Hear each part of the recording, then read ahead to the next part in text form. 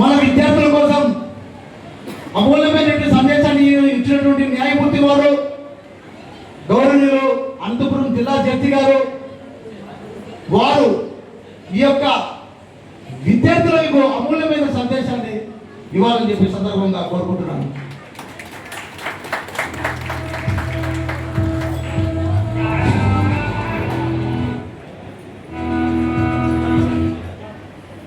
సభకు నమస్కారం. వేదిక మీద ఉన్న మిత్రులు, సభాధ్యక్షులు గొట్టిపాటి బాబు గారు, అలాగే ఇక్కడ ఈరోజు నాతో పాటు అతిథిగా చేసినటువంటి ప్రొఫెసర్ కృష్ణ గారు, నా సోదరుడు కమ్మన్న గారు రాష్ట్ర కార్యదర్శి, ఇక మిగతా వాళ్ళు శ్రీరాములు గారు, ఈ శ్రీశైలం వారి శ్రీమతి శ్రీశైలం బోర్డు మెంబర్ అని చెప్పారు. అలాగే నెక్స్ట్ వచ్చేసి అంకార్ కొండయ్య గారు సలహాదారు ప్లస్ టీచరు, మరి కిరణ్ కుమార్ గారు ప్రధాన కార్యదర్శి, వెంకటనారాయణ గారు ట్రెజరరు. ఇక్కడ ఈ వెల్ఫేర్ అసోసియేషన్లో భాగస్వాములైనటువంటి ప్రతి ఒక్కరూ, వాళ్ళ పేర్లు గుర్తులేదు మన్నించాలి, పేరు పేరున వారందరికీ కృతజ్ఞతలు. ఇంత పెద్ద కార్యక్రమం మీరు ఏర్పాటు చేశారంటే హ్యాట్స్ ఆఫ్. మీరందరూ కూడా ఈ అప్రిసియేషన్లో భాగస్తులు. అలాగే ఎంత పెద్ద ప్రోగ్రామ్ను మనం ఎంత ఖర్చు పెట్టి మనం ఎంత శ్రమ కూర్చి ఏర్పాటు చేసినా ఏ కార్యక్రమమైనా సక్సెస్ అయిందంటే దాంట్లో భాగం పంచుకున్న వ్యక్తులు ఆ యొక్క కీర్తి ప్రతిష్టలు మీ అందరికీ. మీరు లేకుంటే ఈ ప్రోగ్రాం లేదు. మేము వేదికలో మీరు వచ్చారు కాబట్టి ఈ ప్రోగ్రాం ఇంత బాగా సక్సెస్ అయింది. మీరు రావడానికి మీలో కలిగినటువంటి సంకల్ప బలం, ఆ విద్యార్థుల యొక్క తల్లిదండ్రులు, వాళ్ళను ప్రోత్సహిద్దామనేటువంటి ఉద్దేశంతో ఇక్కడ వచ్చినటువంటి అక్క చెల్లెళ్ళు, అన్నదమ్ములు అందరికీ కూడా నా నమస్కారాలు. ఈరోజు మాట్లాడదామని ఇచ్చేసాం. అనంతపురం నుంచి నేను అక్కడ స్పెషల్ కోర్టు జడ్జిగా ఉంటున్నాను. మొట్టమొదటిసారిగా నాకు సుబ్బరాయుడు పరిచయం. ఆయన ఏదో మన జేడి లక్ష్మణ్తో కలిసి ఒకసారి వచ్చారు. సరే, ఆ తర్వాత బాబు గారు పరిచయం చేస్తూ ఆయన వచ్చారు. ఇంటికి స్వయంగా వచ్చి ఆయనతో పాటు ఇద్దరు ముగ్గురు వచ్చారు మిత్రులు. సార్ మీరు రావాలి ఇలాంటి కార్యక్రమం అన్న.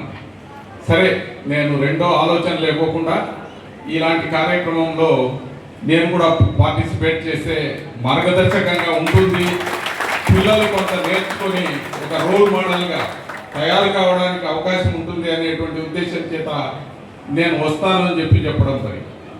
నేను ఈ ప్రోగ్రాం మనం ఏర్పాటు చేసుకున్నది అత్యధిక మార్కులు సంపాదించినటువంటి విద్యార్థులను మనము గౌరవించడానికి, వాళ్ళను సన్మానించడానికి అనేటువంటి విషయాన్ని మర్చిపోకుండా అది గుర్తుపెట్టుకుంటూ కుల వివక్ష మీద, రజకుల మీద జరుగుతున్నటువంటి అన్యాయాల మీద, వాళ్ళు చేస్తున్నటువంటి ఆక్రోశం మీద మిత్రులందరూ మాట్లాడినారు. కాబట్టి ఒక న్యాయమూర్తిగా నేను అలాంటి విషయాల్లో మాట్లాడడం, ఎందుకంటే ప్రభుత్వ వ్యతిరేకంగా మనకు చేయలేదు చేశారనేటువంటి దాని జోలికి పోకుండా, ఎందుకంటే ఈరోజు కార్యక్రమం రాజకీయానికి సంబంధించింది కాదు, కులం పట్ల కాదు, విద్యార్థులను ప్రోత్సహించడానికే మనం ఏర్పాటు చేసుకున్నాం.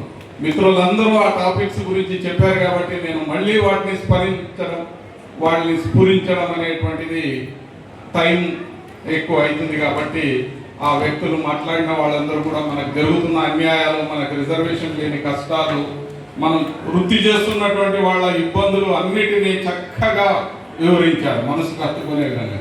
కాబట్టి ఆ టాపిక్ వదిలి విద్యార్థులు అనేటువంటి వాళ్ళు మీరందరూ ఎదగాలి. కృష్ణుడు చెప్పారు, మన టీచర్ కొండయ్య గారు చెప్పారు, విద్య అనేటువంటిది అది వెలకట్టలేనటువంటిది. ఈరోజు అక్కడ కూర్చొని ఉండాల్సినటువంటి మేమందరం ఇక్కడ కూర్చున్నామంటే అదే తారతమ్యం. ఆ విద్యతోనే మాకు ఈ గౌరవం. విద్య లేకుంటే నన్ను ఎవరు అనంతపురం చూపించేవాడు కాదు, విద్య లేకుంటే నేను ఇక్కడికి వచ్చేవాడిని కాదు, విద్య లేకుంటే నేను మీ ముందు నిలబడి 4 మాటలు మాట్లాడేవాడిని కాదు. మరి ఎందుకు అంటే ఆ విద్య వల్లనే మనకు వచ్చేటువంటి గౌరవం. మీరు కూడా దాన్ని పట్టాలి, గట్టిగా పట్టుపట్టాలి విద్య గురించి. ఇప్పుడు ఈ కులంలో మంచిగా చదువుకుంటే మంచిగా రాణిస్తారనడానికి పాతదే అయినా ఒకసారి మనం స్మరణ తెచ్చుకుంటే కులములోన ఒకడు గుణవంతుడుండిన కులము వెలయువ అని గుణము చేత అన్నారు. కులములోన ఒకడు గుణవంతుడుండిన కులము వెలయువ అని గుణము చేత అంటే ఎంతో అద్భుతమైనటువంటి నీతి ఉంది దాంట్లో.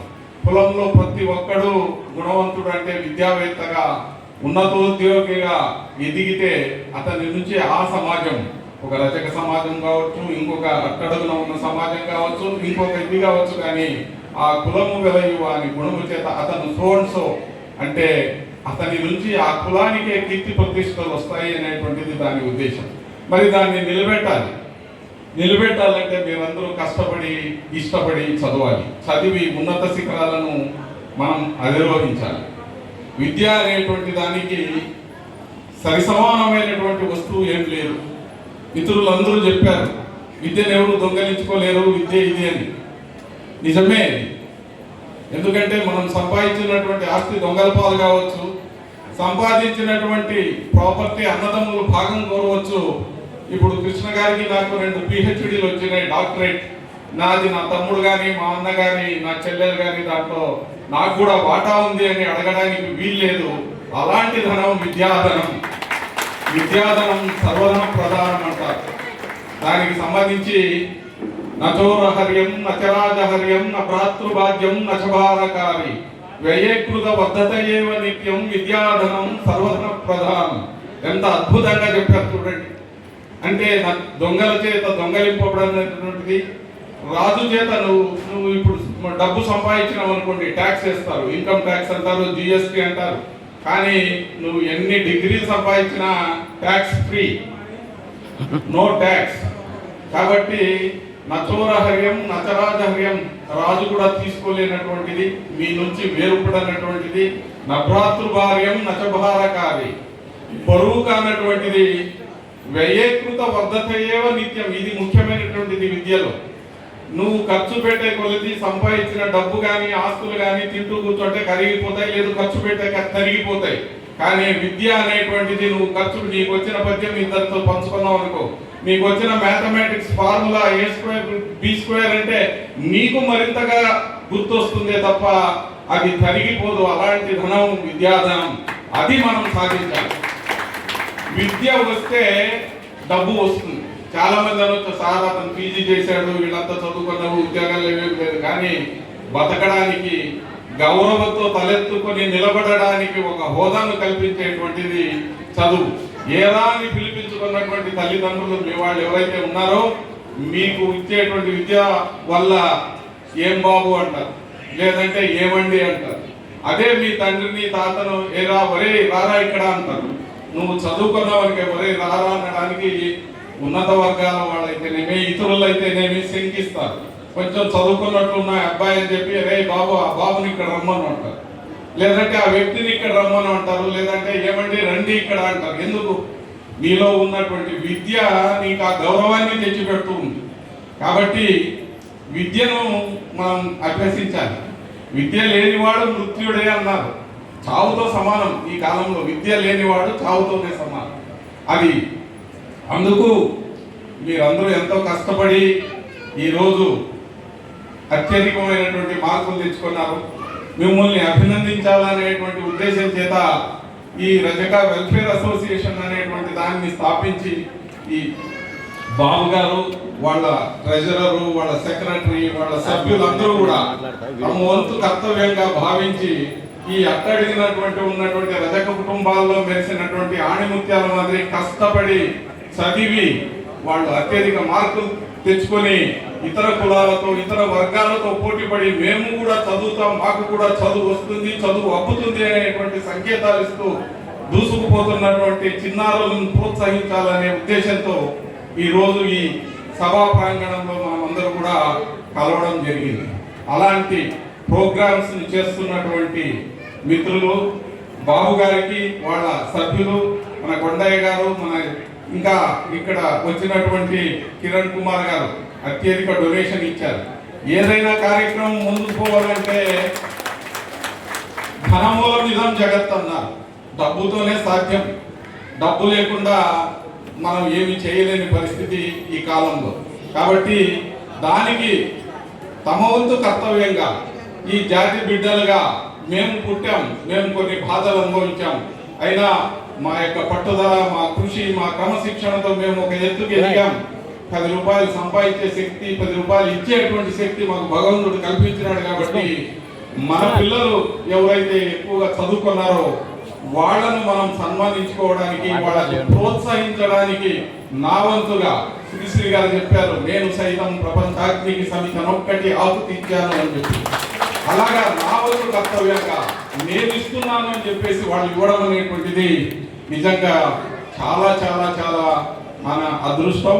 అలాంటి వాటిని మనం ప్రోత్సహించాలి అని చెప్పేసి నేను సభాముఖంగా విజ్ఞప్తి చేస్తూ, ఈ చిన్న కార్యక్రమంతో మొదలైనటువంటి ఈ వెల్ఫేర్ అసోసియేషన్ పెద్ద స్థాయికి ఎదగాలని, రాష్ట్ర వ్యాప్తంగా ఇది మంచి స్థాయిలో నిలబడాలని చెప్పేసి నేను విశ్వాసం చేస్తున్నా. చిన్నగా స్టార్ట్ అయ్యేటివే పెద్ద సంస్థగా ఎదగాలి.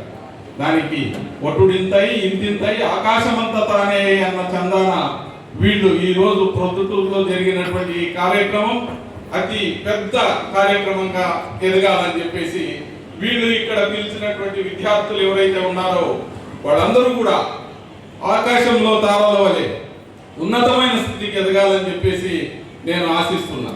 ఈ ప్రాంతం ఏమీ చిన్నది కాదు, ఇది సెకండ్ బాంబేగా పిలువబడుతుంది. అందరూ రిచ్ పీపులే, ఇక్కడ ఎవరు పేద, ఎవరో కొంతమంది తప్పితే మనం అలాంటి ఆలోచనలను మైండ్ నుంచి తీసేయండి. ఎందుకంటే బంగారం పెట్టింది పేరు ఇక్కడ. నేను కూడా చాలా సార్లు వచ్చినాను, నా భార్యకు పిల్లలకి ఏదో బంగారు కొనాలని చెప్పేసి. అంటే అంత ఫేమస్ ఈ ప్రొద్దుటూరు. అలాంటి చోట ఈ మీటింగ్ చేసుకుంటున్నామంటే మనం ఈ పేదరికం అనేటువంటి ఆలోచనను మన మైండ్ లో తీసేయాలి. తీసేసి మనం ప్రగతి వైపు ఎప్పుడూ మనం పెద్ద ఆలోచనలతోనే వెళ్ళాలి. మిత్రుడు చెప్పినట్లు మనకు మిసైల్ మ్యాన్ ఆఫ్ ఇండియా మన ప్రెసిడెంట్, మాజీ ప్రెసిడెంట్ గారు ఏం చెప్పారు, అబ్దుల్ కలాం అంటే ఇలాంటి ఆలోచనలన్నీ మనల్ని కుంగదీసే ఆలోచనలకు ఎప్పుడు దూరంగా ఉండాలి. పేదరికం అనేటువంటిది మనకు అడ్డు రాకూడదు, పేదరికం అడ్డు కాదు ఎదగడానికి అనేటువంటి దాన్ని ఎప్పుడు పిలుచుకోవాలి. మిత్రులు చాలా మంది చెప్పారు, పాతకాలంలోనే ఆ పేదరికం, మా నాన్న చదివించలేదు, మాకు బస్సు లేకుండా ఉండే, మా అమ్మాయి 10th అయితేనే చాలు చేయించాం సార్, కాలేజీలు బాగలేవు, అబ్బాయిలు బాగలేవు, అమ్మాయి పెద్ద మనిషి ఎందుకండి ఇంకా చిన్నపిల్లలు కాలేజీకి పంపడం, ఇవన్నీ కూడా శుష్క వాగ్దానాలు. ఇలాంటి ఆలోచనను మైండ్ లో బాగా సోపేసి కడిగేయండి. ఈ మైండ్ తో ఉంటే మీరు ఇంకో 30 దశాబ్దాలైనా కూడా ఎదగలేరు. అందరి పిల్లలు ఇప్పుడు రెడ్డిస్ అమ్మాయిలు బాగా యూఎస్ పోయి చదువుతున్నారు, చౌదరీస్ చదువుతున్నారు, బ్రాహ్మిన్స్ చదువుతున్నారు, ఇతరత్ర అగ్రవర్ణాలు వాళ్ళందరూ చదువుతున్నారు. మీ ఒక్క అమ్మాయి కాలేజీకి పోతూనే పాడైపోతుంది అనేటువంటిది ఒక దుష్ట సంకేతం. అది అలాంటి మైండ్ సెట్ ఉండకూడదు. వాళ్ళందరికీ లేని భయం మనకెందుకు? అంటే మన పిల్లల మీద మనకు కాన్ఫిడెన్స్ లేదా? వాళ్ళ మీద నీకు కాన్ఫిడెన్స్ అంటే నీ పెంపకంలోనే తేడా ఉంది, నువ్వు సరిగా లేవు తల్లిదండ్రులు. అది ప్రాబ్లం నీది. నువ్వు నిజంగా కరెక్ట్ గా పెంచితే తల్లిదండ్రుల్ని, వాళ్ళు ఎక్కడ పోయినా, అమెరికా పోయినా, రష్యా పోయినా, ఆస్ట్రేలియా పోయినా, ఈ కాలేజీ పోయినా, కడప కాలేజీకి పోయినా, చెన్నై పోయినా, మళ్ళీ ఎలా పోయారో అలాగే తిరిగి వస్తారు. పోతే గ్యారంటీ లేదు ఎనికి వచ్చేది అనేటువంటి వాళ్ళే ఇలాంటి ఆలోచనలు పెట్టుకోవాలి. అలాంటి ఆలోచనలు చూసేయండి. అందరితో పాటు మనము ఎదగాలి. ఎదిగితేనే సమాజం మనల్ని హర్షిస్తుంది, లేదంటే మనల్ని వెనక్కి తోయబడుతూ ఉంటుంది. మారుతున్నటువంటి సమాజంలో మనం ముందుకు వెళ్తూనే ఉండాలి. మారిన పరిస్థితులకు అనుగుణంగా మనం పద్ధతులను మార్చుకోవాలి. మిత్రుడు అన్నాడు, ఒకప్పుడు ఇస్త్రీ పెట్టెల కోసము, బ్యాట్ల కోసము, దీనికోసము నీలి మందులు కన్సెషన్ ఇవ్వండి అని పోరాడేవాడు మేము 30 ఏళ్ల కింద. ఇప్పుడు అంతా మారింది, మారి తీరాలి. ఎందుకు? సమాజం మారింది. సమాజానికి మారినట్టు మనము గ్రహించి, మారిన సమాజానికి అనుగుణంగా మనం అడుగులు వేస్తేనే మనకు మనుగడ, లేదంటే మనుగడ లేదు. ఇది నేను చెప్పింది కాదు. 100 ఏళ్ల క్రితం, 200, 500 ఏళ్ల క్రితం డార్విన్ అనే మహనీయుడు చెప్పాడు జీవ సిద్ధాంతంలో. Darwin theory, survival of the fittest అంటారు. అంటే ఏ జీవి అయితే మారిన పరిస్థితులకు అనుగుణంగా తట్టుకొని నిలబడతాడో ఆ జీవి మాత్రమే మనుగడ సాగిస్తాడు. ఇతరులు పెరిష్ అవుతారు. పెరిష్ అంటే వాళ్ళు వినాశనం అవుతారు. అలాగే ఈ రోజు మన భూమి మీద డైనోసార్స్ లేవు, అంటే పెద్ద పెద్ద జంతువులు ఎందుకు లేవు? మారిన పరిస్థితులకు అనుగుణంగా అవి తట్టుకోలేకపోయినాయి కాబట్టి అవి వినాశనం అయిపోయినాయి. వాటి సంతతి లేదు. అంటే సమాజంలో వచ్చే మార్పులకు అనుగుణంగా మనం ఉంటేనే సర్వైవల్ ఆఫ్ ది ఫిట్టెస్ట్ అనే డార్విన్ సిద్ధాంతాన్ని పాటించి మనమందరూ ఎదగాలి. మారిన పరిస్థితులకు అనుగుణంగా మనం ప్రవర్తించాలి. అలాంటప్పుడే మనం ధీటుగా ఇతరులతో నిలబడగలం, ఇతరులతో మాట్లాడగలం, ఇతరులతో పోటీ పొందగలం. మిత్రులు, ఇక్కడ వచ్చిన వాళ్ళందరికీ విన్నపం, పిల్లలకు మంచి మార్కులు వచ్చినాయంటే వాళ్ళ కృషితో పాటు తల్లిదండ్రుల కృషి కూడా ఎనలేకుండా ఉంటుంది. బిడ్డ ఏం చదువుతా ఉందో ఏమో అని చెప్పేసి తల్లి కాపలా కాసినట్లు ఉంటుంది. పరీక్షల్లో రిజల్ట్స్ వస్తాయంటే పిల్లల కంటే ముందు మనం ఫీల్ అవుతాం. టెన్షన్ వానికి కాదు, మనకు ఎన్ని మార్కులు వస్తాయో, పక్కింటోడికి ఏమొస్తాయో, ఎదురింటో మా పిల్లోడు ఎక్కడుంటాడో, ఫస్ట్ క్లాస్లో ఉంటాడో లాస్ట్ క్లాస్లో ఉంటాడో అని. అలాంటి పోటీతత్వాన్ని మీరంతా అర్థం చేసుకొని, ఆ తల్లిదండ్రుల యొక్క శ్రమ, వాళ్ళ యొక్క టెన్షన్ అర్థం చేసుకొని అత్యున్నత మార్కులు తెచ్చినందుకు మీ అందరినీ సభాముఖంగా పేర్లు తెలియవు, మళ్ళీ పిలుస్తారు, పేరున అభినందిస్తున్నాను. ఇది అంతం కాదు, ఇది ఆరంభం. అంతం కాదు, ఇది ఆరంభం. నాకు మార్కులు వచ్చేసాయి, నేను పెద్ద లెజెండ్ అనుకుంటే యూఆర్ జీరో. ఇక్కడ ప్రోత్సాహం బాబు గారు, వాళ్ళ వెల్ఫేర్ అసోసియేషన్, కొండయ్య గారు వీళ్ళంతా ఏర్పాటు చేసిండేది ఎందుకు? మిమ్మల్ని ప్రోత్సహించడానికి, అంటే పూర్తి చేయడానికి ఒక అవకాశం. ఆనాడు మనకు మిత్రులు చెప్పారు, రాజ్యాంగం రాసినటువంటి అంబేద్కర్ గారు దళిత వర్గానికి చెందిన వ్యక్తి. ఆయనకు స్కూల్లో సహాయం చేసినటువంటి రాజు గారు, సాహు అనేటువంటి రాజు, ఆయన విదేశాలకు పోయి విదేశీ విద్య చదువుకోవడానికి చేయూతను అందించి స్కాలర్షిప్ ఇచ్చినటువంటి గైక్వాడ్ మహారాజు, ముంబై సంస్థానం గైక్వాడ్ మహారాజు గారు ఆ రోజు ఆయనకు ఆ అవకాశం ఇచ్చారు. మరి ఆ ప్రోత్సాహం లేకపోతే మరి ఆయన యుఎస్ వెళ్ళేవాడు కాదు, అన్ని డిగ్రీలు వచ్చేటివి కాదు, అంత చదువు రాకపోయే ఉండేదేమో. మరి ఆయన ఈరోజు చదువు నిలువెత్తు నిదర్శనంగా ఉన్నారంటే దాని వెనక సహాయం చేసినటువంటి వ్యక్తులు వీళ్ళంతా ఉన్నారు కాబట్టే అంత స్థాయికి ఆయన ఎదగగలిగాడు. మరి ఈరోజు మిమ్మల్ని ఎందుకు ఇక్కడ పిలిచి మీకు ప్రతిభా పురస్కారాలని, మీ అవార్డ్స్ అని, ఇంత చిన్న వయసులో మీకు అవసరమా ఈ ప్రతిభల పురస్కారాలు? కానీ మిమ్మల్ని ప్రోత్సహించాలనేటువంటి ఏకైక ఉద్దేశం, అది మీరు మనసులో పెట్టుకోవాలి. మీరు లైఫ్ లాంగ్ మర్చిపోకుండా ఈ సంస్థ నన్ను ప్రోత్సహించింది, నేను వెనకబడిపోకూడదు. లాస్ట్ టైం నాకు పురస్కారం వచ్చింది, ఈసారి ఇంకా మంచిగా ముందుకు పోవాలి, నెక్స్ట్ టైం ఇంకా ముందుకు పోవాలి. దానివల్ల మీ జీవితం బాగుపడుతుంది, కానీ మీ కుటుంబం బాగుపడుతుంది. అంతేగాని వెల్ఫేర్ అసోసియేషన్లో ఈ ఏర్పాటు చేసిన వీళ్ళకేమి కాదు. మీరు బాగుపడాలని, మీకు ఇచ్చిన పురస్కారం మీరు ఉద్యోగస్తులై మాకు వెనక్కి తెచ్చివ్వండి అని ఎవరు అడగట్లేదు. ఇక్కడ వాళ్ళు వాలంటరీగా, స్వచ్ఛందంగా మీరు లైఫ్లో ఎక్కి రావాలి, మీ కుటుంబాలు నిలదొక్కుకోవాలి, సమాజంలో మీరు మంచి స్థాయిలో ఎదగాలని చెప్పేసి వాళ్ళు కష్టపడి సంపాదించినటువంటి డబ్బునేసి ఇక్కడ పిలిచి మీకు సన్మానం చేసి ఇస్తున్నారంటే మీ పైన, మీ భుజాల పైన ఎక్కువ బరువును మోపుతున్నారనేటువంటి అర్థం. ఆ బరువు మీరు అలాగే కొనసాగించాలి. ఆ రోజు నన్ను ఆనర్ చేశారు, ఒక జడ్జి గారు వచ్చారు, ఒక ప్రొఫెసర్ గారు వచ్చారు, మన వెల్ఫేర్ అసోసియేషన్ కమిటీ మెంబర్స్ అంతా నన్ను సన్మానించారు. ఎందుకు? నా యొక్క మార్కులు చూసి, నా కష్టం చూసి, నా చదువును చూసి చేశారు. నేను ఎక్కడా ఈ చదువులో తగ్గకూడదు అనేటువంటి దాంతో మీరు ముందుకు వెళ్ళాలి.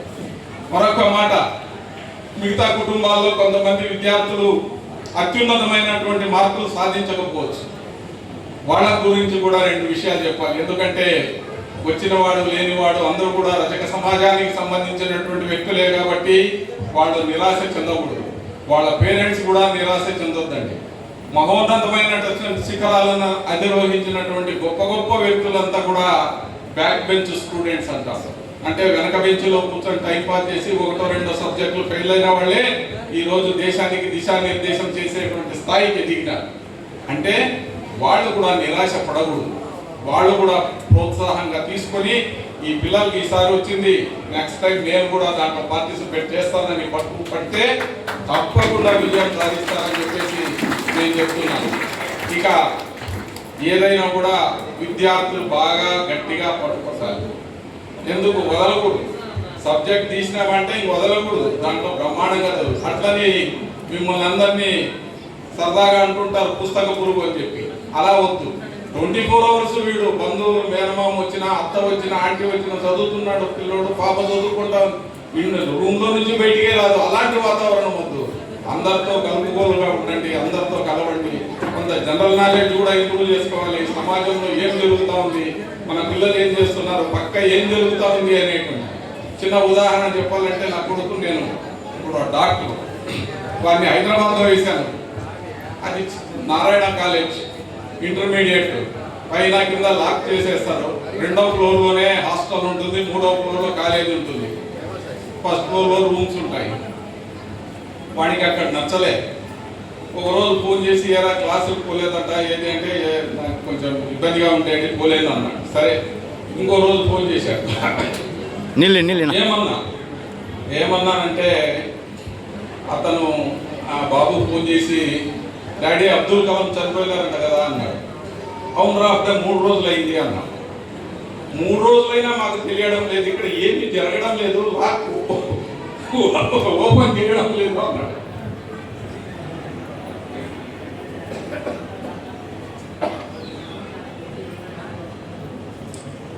That is the last day where I put my child in that college.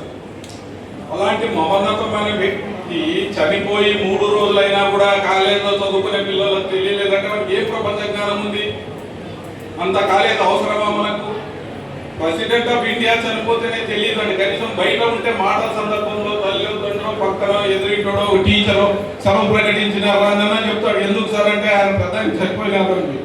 అది కూడా నాలెడ్జ్ లేనటువంటి చదువు నిరర్థకం అని చెప్పేసి వద్దురా కాలేజ్ మానేసి అని చెప్పేసి మళ్ళీ నేను అప్పుడు కాకినాడలో జడ్జిగా ఉన్నాను. కాకినాడకి తెచ్చి కాలేజీలో అడ్మిట్ చేసి, అంటే మీరు ఈ ప్రజా జీవితాన్ని ఒక కోణంలో చూస్తూ విద్యార్థులు నాకేమీ తెలియదు, నా చదువు నా పుస్తకం నా చదువు అలాంటిది వద్దు, పరిశీలించండి, చుట్టుపక్కల పరిసరాలను గమనించండి, మంచిని నేర్చుకోండి. మిత్రులు చెప్పినారు ఇప్పుడు ఇంటర్నెట్ ఉంటే సరిపోతుంది.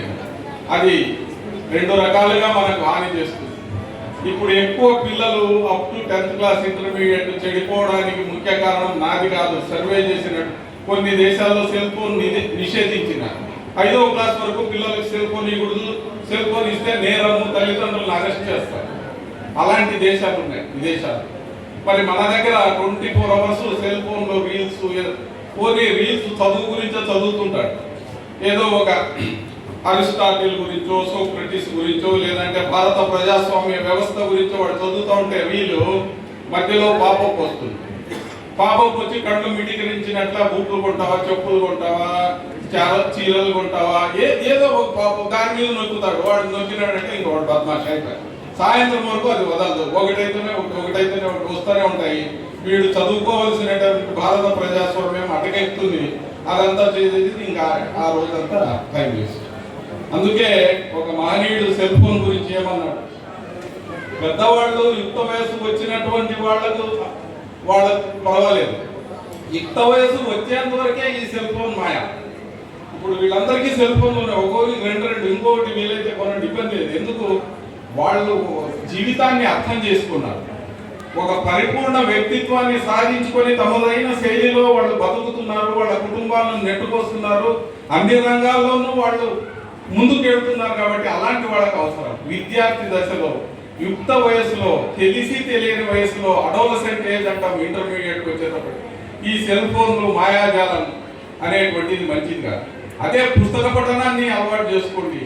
అది చక్కగా మిమ్మల్ని రహదారిగా నడిపిస్తుంది, మీ భవిష్యత్తుకు బాటలు వేస్తుంది. పుస్తకాలు చదివినోడు ఎవడు పాడగాలి. అందుకే మహనీయుడు ఏమన్నాడు, పుస్తకం అంటుందట, బ్రదర్ నువ్వు నన్ను తల వంచుకొని చూడు, నిన్ను ఎప్పుడు కూడా తల ఎత్తుకొనేలా చేస్తాను అంటుందట పుస్తకం. నా వైపు చూసి నువ్వు చదివితే నువ్వు ఎప్పుడు తల దించకోకుండా నీ తల ఎత్తుకునేటట్లే చేస్తానని. అదే సెల్ ఫోన్ అంటుందట, నువ్వు ఒక్కసారి తల దించు నన్ను చూడు, ఇక ఎత్తుకోకుండా చూస్తాను నేను. That is the difference. కాబట్టి పుస్తక పఠనాన్ని మీరు అభ్యాసం చేసుకోండి. మిత్రులు లైబ్రేరియన్ సెక్రటరీ ఉన్నారు. లైబ్రరీ అనేటువంటి దాని ఇంపార్టెన్స్ ఆయనకు తెలుసు. ఆయన దాంట్లోనే ఉద్యోగం చేస్తున్నారు దాదాపు 30 ఏళ్ళుగా. ఎంతో మంది వ్యక్తులు ఆ లైబ్రరీ అలవాటును చేసుకున్నటువంటి వాడు. మేము ఉస్మానియాలో, నేను LLB చదివింది, MA వరకు అనంతపూర్ చదివా. తర్వాత హైదరాబాద్కి వెళ్ళాను, ఉస్మానియాలో చదివా. ఉస్మానియా లైబ్రరీ అంటే రాష్ట్రంలోనే దేశంలోనే ప్రతిష్టాత్మకమైనటువంటి లైబ్రరీ. పోయి కూర్చుంటే టైం తెలియదు, అంత చదువుకోవచ్చు. అలాంటి మంచి అలవాట్లను అలవాటు చేసుకోండి. మిత్రులు ఇక్కడ వచ్చినటువంటి జడ్జి గారంటే ఆయనకి ఏముంది, బ్రహ్మాండంగా ఉంటుంది. ఇంటి దగ్గర కృష్ణ గారు చెప్పారు తన బ్యాక్గ్రౌండ్ గురించి, కమ్మన గారు. మిత్రులు ఇక్కడ ఉన్నాం చాలామంది అంత మధ్యతరగతి వాళ్ళమే. నేను కూడా 10వ తరగతి వరకు తెలుగు మీడియంలోనే చదివాను. ఒక ఉదాహరణ చెప్పాలంటే ఈ ప్రతిభా పురస్కారాల పిల్లలు మీకంటే మేము చదువులో అప్పటికి తక్కువే అనుకోవాలి. ఎందుకంటే మిత్రుడు చెప్పినప్పుడు ఇప్పుడు 500-600 మార్కులు అప్పుడు లేవు. ఫస్ట్ క్లాస్ వచ్చింది అంటే ఆ మండలము ఆ తాలూకా అంతా జిందాబాద్ అలాంటిది ఉండేది. మరి ఇంగ్లీష్ 7వ క్లాస్లో నాకు మా టీచర్ ఎలిఫెంట్ స్పెల్లింగ్ రాయమన్నాడు. ఎలిఫెంట్ అంటే ఈఎల్ఈ రాసే పోయి ఈఎల్ఏ పిహెచ్ఏ ఏంటినో పిహెచ్ఈ తప్పు రాసినాను, వచ్చి ఇట్లా మొటికాయ వేసినాడు. ఇప్పటికీ గుర్తుంది నాకు. నువ్వు రాదు అని అంటే మా పల్లె నుంచి 2 కిలోమీటర్లు మండలం ఎక్కువ ఆ పోవడమే గొప్ప. మాకు తెలియదు, అంటే మాకు 5వ క్లాస్ వరకు నేర్పిలేదు. అలాంటిది మరి ఆ స్థితి నుంచి అక్కడ 10th పాస్ అయినా అనంతపూర్లో ఇంటర్మీడియట్ డిగ్రీ అయిన తర్వాత ఎంఏ అయిన తర్వాత నేను ఉస్మానియాకి వెళ్ళాను. అక్కడ 300 మంది స్టూడెంట్స్లో నాది ఎల్ఎల్బిలో 2nd ర్యాంక్. అందరూ నన్ను చూసి నువ్వు ఢిల్లీ పబ్లిక్ స్కూల్లో చదివినావా, బేగంపేట పబ్లిక్ స్కూల్లో చదివినావా, ఏ no you looks very nice, your studies must be from a public school, corporate school. No I'm a Zilla Parishad school అంటే no you are telling life, we don't believe you అనేవాడు. ఎందుకు? నా లాంగ్వేజ్ అంత improve చేసుకోండి, నా ఇంగ్లీష్ అంత పర్ఫెక్ట్గా ఉండేది. 300 మందిని కూర్చోబెట్టి చెప్పేంత స్థితికి attend that, I achieve that. How means by dint of hard work, by way of learning. Every day I used to listen BBC radio. ఉస్మానియాలో ఉన్నప్పుడు every day I used to read the newspapers in English. I used to listen to BBC News, British Broadcasting Corporation.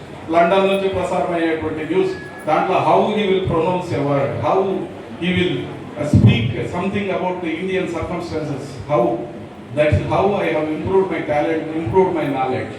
నేను MA చదువుతా ఉన్న మిత్రులు అనేవాళ్ళు, ఎందుకంటే your target should be high అనేదానికి తెలుసు. అప్పుడు తెలియని వయసు అయినా ఏదో సాధించాలా, మా పల్లెకి పోతే నేను పల్లె నుంచి వచ్చిన ఏదో సాధించాలా. నా ఫ్రెండ్స్ ఇద్దరు ఎస్ఐ సెలక్షన్స్ ఉన్నాయి, రన్నింగ్ రేస్ ఉంది, 5 కిలోమీటర్స్ రన్ చేయాలా ఎస్ఐకి. ఫస్ట్ అది రన్నింగ్లో వచ్చిన వాళ్ళకి మళ్ళీ మిగతా టెస్టులు పెడతారు, దేహదారుణ్య పరీక్ష, లాంగ్ జంప్, హై జంప్ అని. మరి వాళ్ళు రమ్మన్నారు. నా రూమ్మేట్స్ ఇద్దరు డిఎస్పీస్, ఒకరు నారాయణ స్వామి రెడ్డి, ఇంకొకతను రామచంద్రయ్య అని చెప్పి ఎంఏలో నాకు జూనియర్స్. వాళ్ళిద్దరూ నన్ను పిలిచి, ఇంతకుముందు ఇక్కడ పులివెందుల డిఎస్పీ ఉన్నాడు శ్రీనివాస్, నాకు బెస్ట్ ఫ్రెండ్. అంతకుముందు ఒక హాఫ్ డజన్ ఆ ఏరియాలో ఆ టైంలో చదివిన వ్యక్తులందరూ కూడా నరసింగపూర్ డిఎస్పీ నా జూనియర్. వీళ్ళు నన్ను కూడా రమ్మన్నారు ఆ రోజు రన్నింగ్. నాకు మరి వాళ్ళు పోదాం సార్ వేకెన్సీస్ పెట్టాయి, ఎస్ఐ ఈరోజు రన్నింగ్ టెస్ట్ ఉంది అంటే నేనేమన్నా తెలుసా, నేనెందుకు పరిగెత్తుతానయ్యా, మీరు పరిగెత్తండి, మీరు వచ్చి నాకు సెల్యూట్లు కొట్టాలా, నా ఉద్యోగం ఆ రోజు.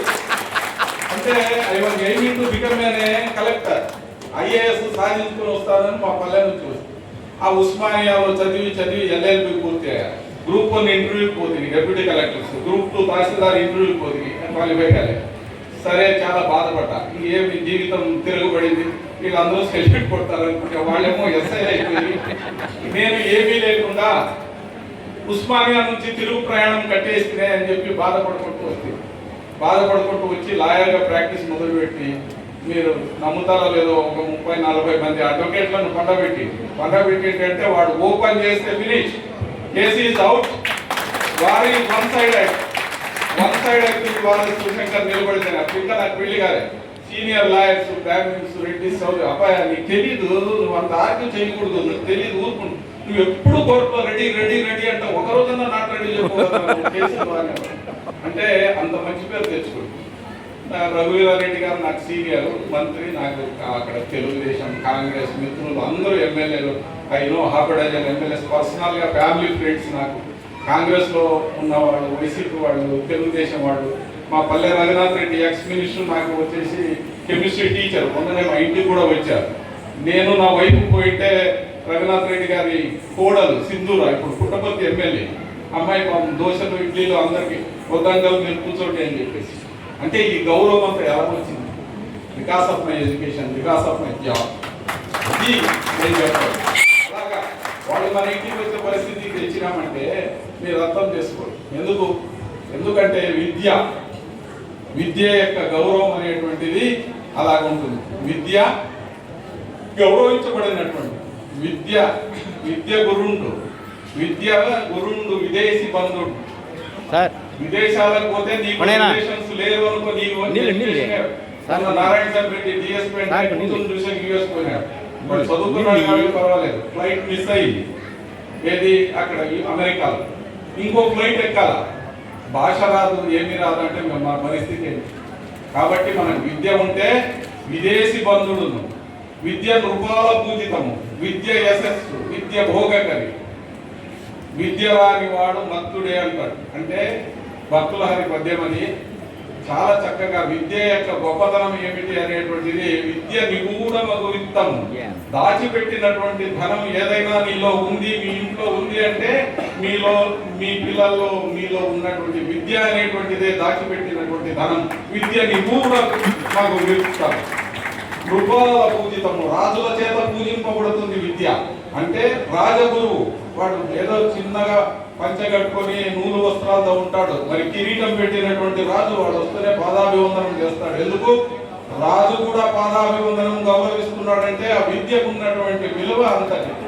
కాబట్టి మీరందరూ ఈ విద్య యొక్క ప్రాముఖ్యాన్ని గమనించి, మిత్రులందరూ చెప్పినట్ల నేను బ్యాక్వర్డ్ కమ్యూనిటీ, మేమేదో రజకులు, మా నాన్న వృత్తి, నాకు డబ్బులు, ఇదంతా కాదు. కావలసిన బీసీ గురుకులాస్ ఉన్నాయి, కావలసిన బీసీ వెల్ఫేర్ హాస్టల్స్ ఉన్నాయి. చదవాలనేటువంటి వాడికి అడ్డు అదుపు లేదు, ఆకాశమే హద్దు. మీరు చదవాలి చదవాలి చదవాలి. చదివిన తర్వాత వాట్ ఈస్ నెక్స్ట్? మీరు సాఫ్ట్వేర్ ఇంజనీర్ అవుతారా, జడ్జ్ అవుతారా, లాయర్ అవుతారా, పొలిటికల్ లీడర్ అవుతారా, ఎమ్మెల్యేగా పోటీ చేస్తారా, మంత్రి, అది మీ ఇష్టం. కానీ బేసిక్ క్వాలిఫికేషన్ ఆల్ దీస్ వీటన్నిటికి ఏంటి అంటే విద్య. సార్ విద్య వల్ల చేస్తాం సార్, మంచి మంచి డిగ్రీలు వస్తే, మరి డబ్బు సార్, డబ్బు లేకుంటే కష్టంగా వస్తారు ఈ కాలంలో అంటారు. అందుకన్నారు విద్య వలన వినయము, వినయము వలన విజ్ఞానము, విజ్ఞానము వలన ధనము, ధనము వలన సర్వ సుఖములు సంప్రాప్తించును. కాబట్టి మీరు విద్యతో మొదలెడితే అన్ని మీకు అనుగుతాయి.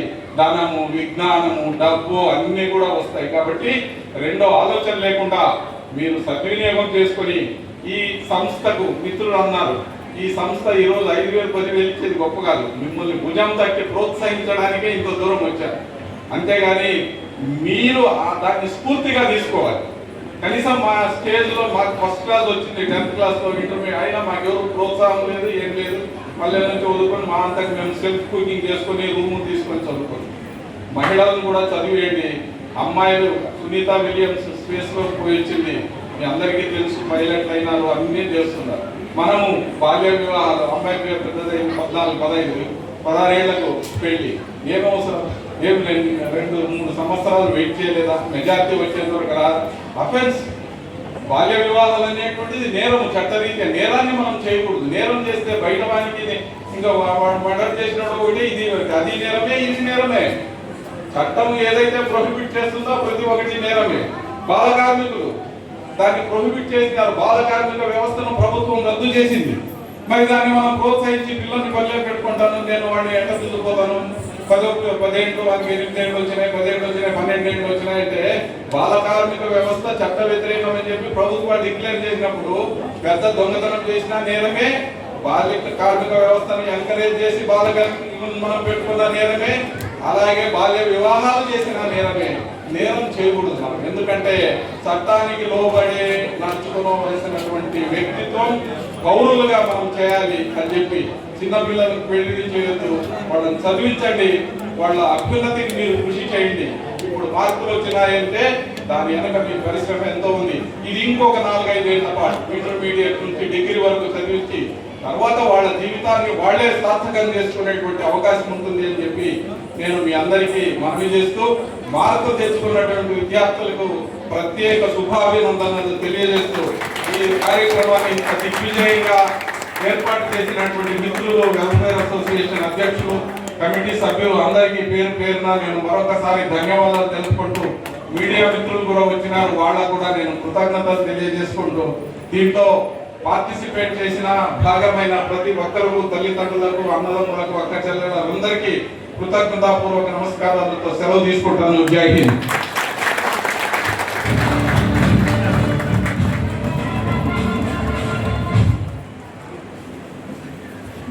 గౌరవ న్యాయమూర్తి గారు శ్రీ డాక్టర్